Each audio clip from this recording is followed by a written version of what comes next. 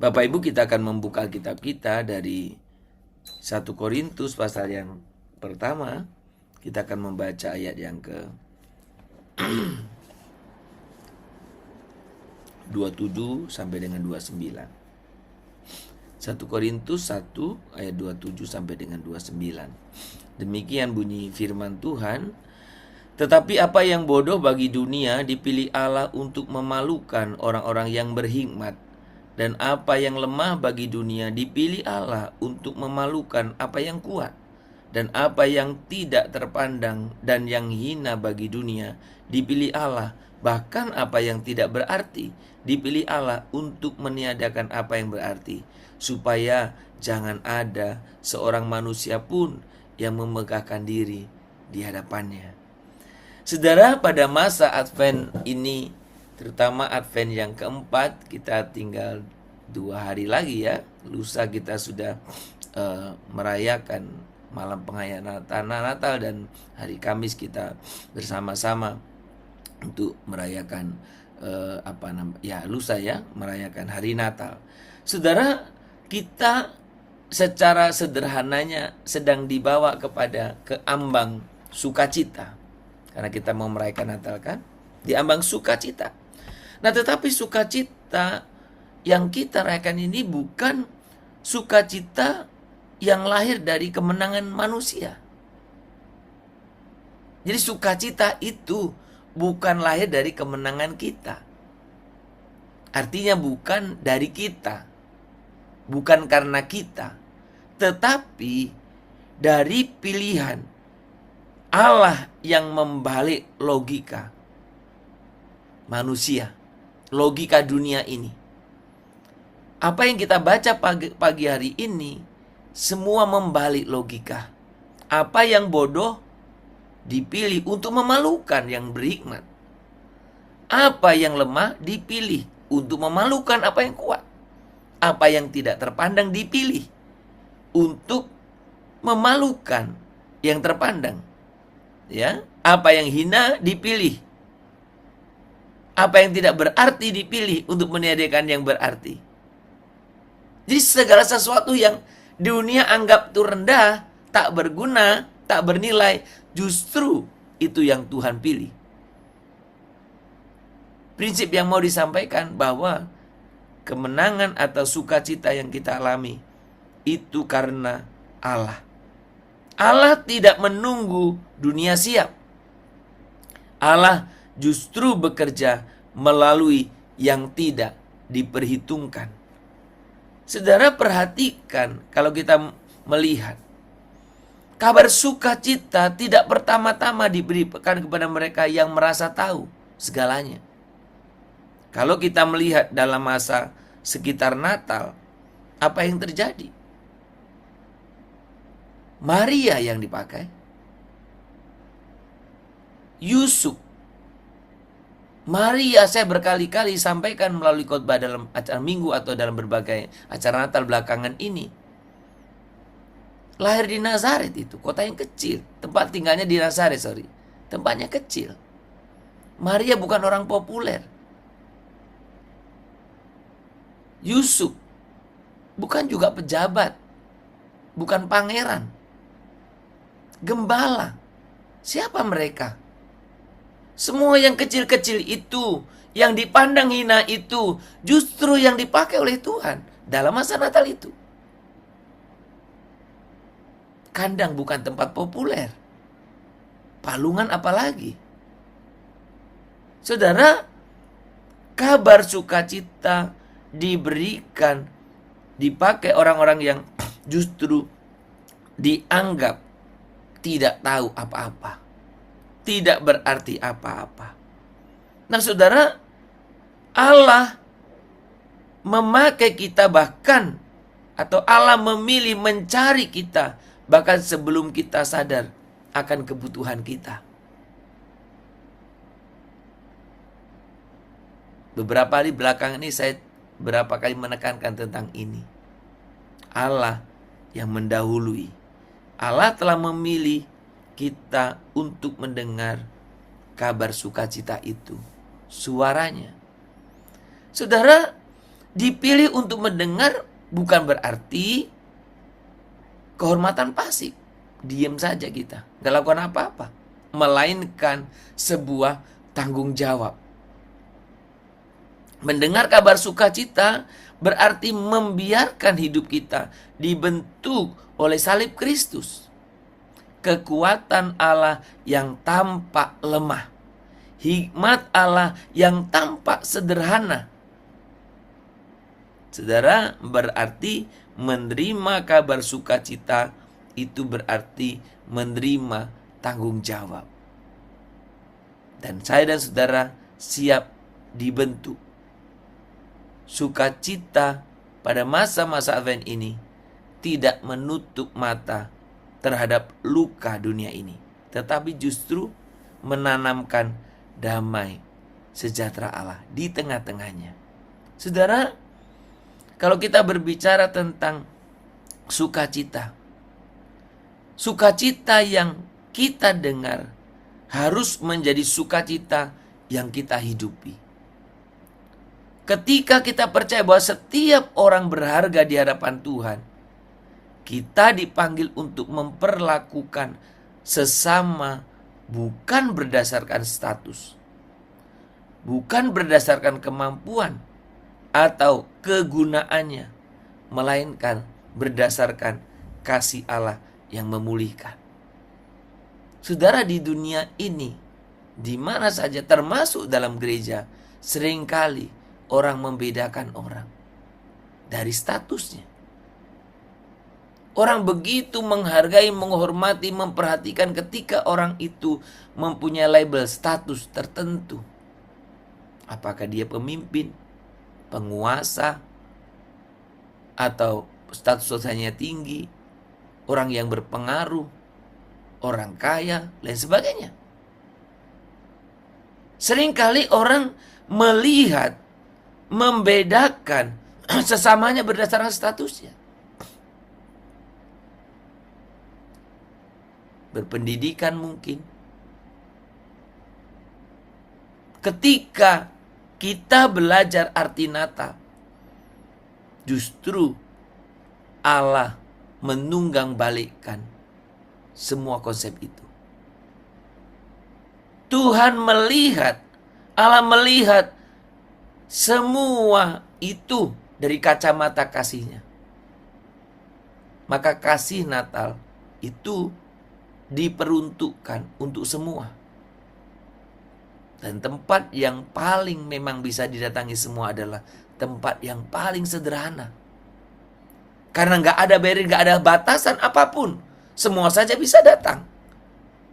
Seandainya Kristus datang di tempat-tempat tertentu, maka nggak semua orang bisa datang ke situ. Ada batasannya. Ada mungkin pemeriksaan kasarnya. Tapi di tempat yang terbuka untuk semua, di tempat yang sederhana, orang bebas, siapapun bisa datang. Ya, saudara, Allah memilih yang kecil. Allah memilih yang kecil agar tidak ada seorang pun yang disingkirkan dari harapan.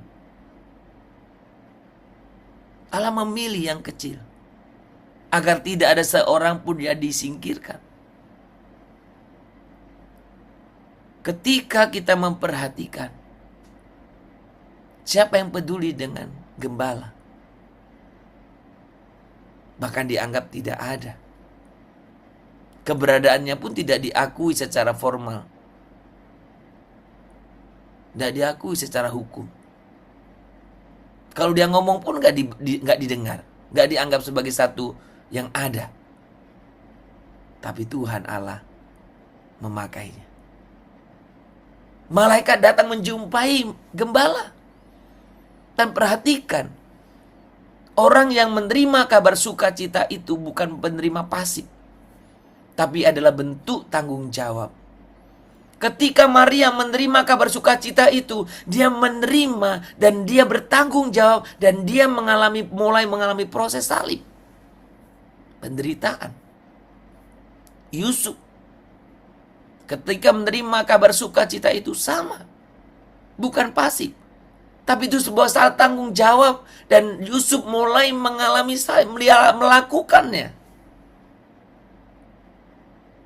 Dan yang kentara yang sangat kelihatan, para gembala. Ketika menerima kabar sukacita itu, bukan pasif. Bukan diam saja.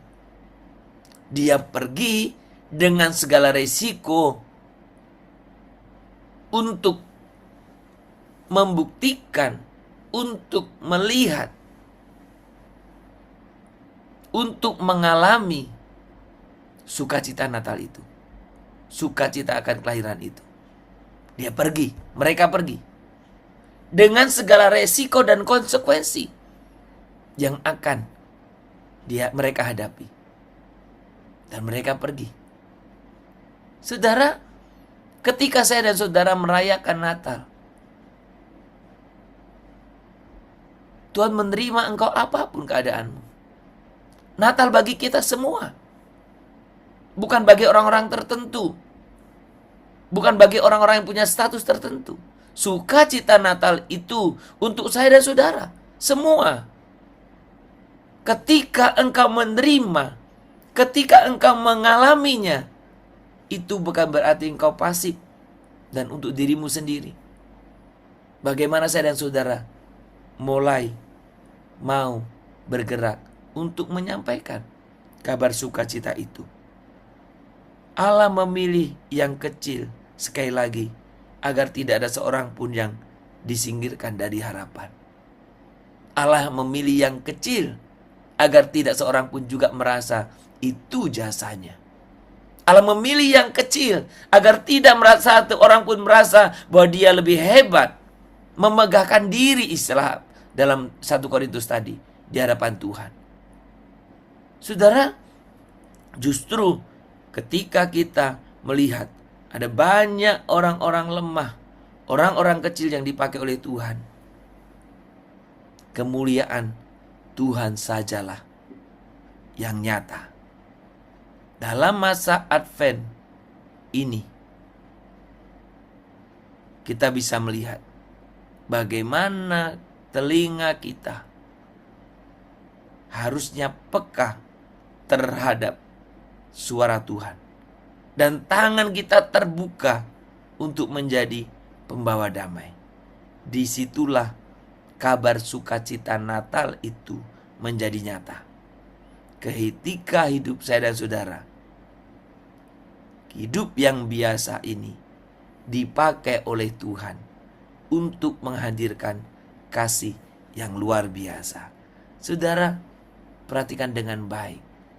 Biarkan kehidupan saya dan saudara yang biasa ini dipakai oleh Tuhan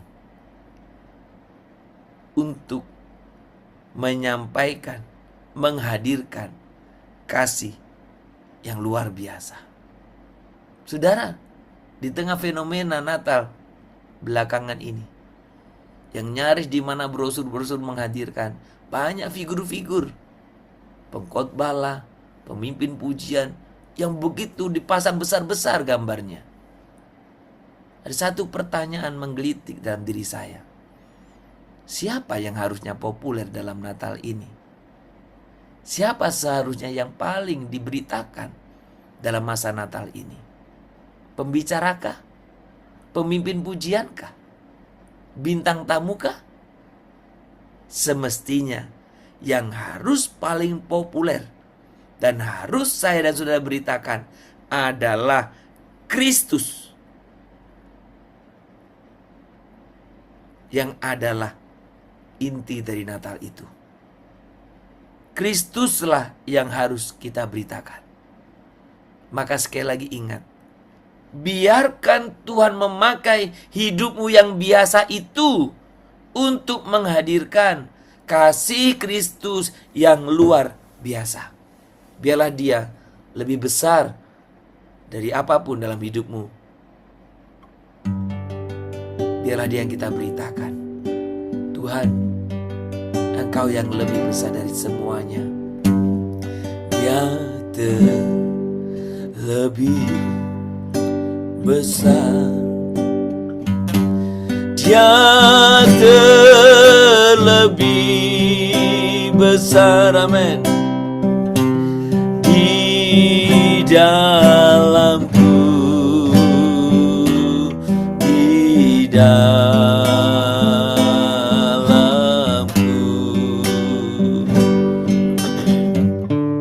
Dia terlebih besar, Dia terlebih besar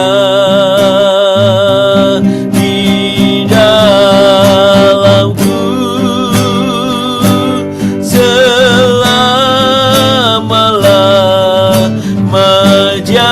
Terlebih besar, Dia terlebih besar, Dia terlebih besar, Dia terlebih besar di dalamku, di dalamku.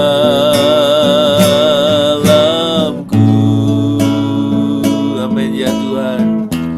Dia terlebih besar, Dia terlebih besar di dalamku,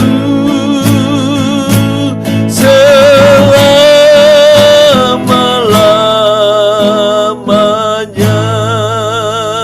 Tuhan, biarkan Engkau yang lebih besar dari semua. Engkaulah yang harusnya kami beritakan. Kami sungguh bersyukur karena Tuhan, Engkau memakai kami yang biasa-biasa ini, yang kecil, yang hina, yang tidak dipandang, yang dipandang bodoh, yang dipandang rendah, yang dipandang hina, yang dipandang tidak berarti oleh dunia ini. Justru Engkau pakai untuk mengabarkan, memberitakan kabar sukacita. Biar hanya nama-Mu saja yang dipermuliakan dan tidak ada orang yang memegahkan diri karenanya. Allah yang setia, kami bersyukur karena Engkau memilih kami oleh karena kasih-Mu, bukan karena kekuatan kami. Ajarlah kami untuk sungguh-sungguh mendengar suara-Mu di tengah-tengah kebisingan dunia ini. Bentuklah hati kami agar sukacita Injil menjelma dalam hidup kami, yang membawa damai, keadilan, dan kasih. Pakailah kami ya Tuhan, yang sederhana ini, menjadi saksi kehadiran-Mu. Dalam nama Yesus Kristus, Sang kabar sukacita itu.